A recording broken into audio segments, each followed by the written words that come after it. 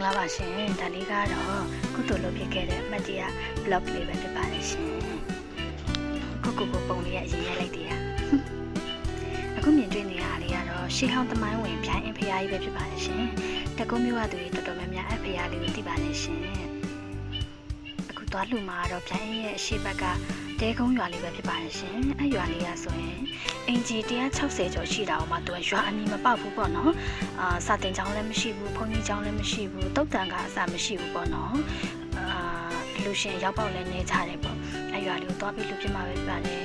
ရွာလေးကအေးချမ်းတာယာနေတာပဲသွားလိုက်တော့လေရွာလေးကိုမှာပြီးရှင်ရွာလေးကလူတွေကလည်းရမ်းဖော်ရေးကြပါတယ်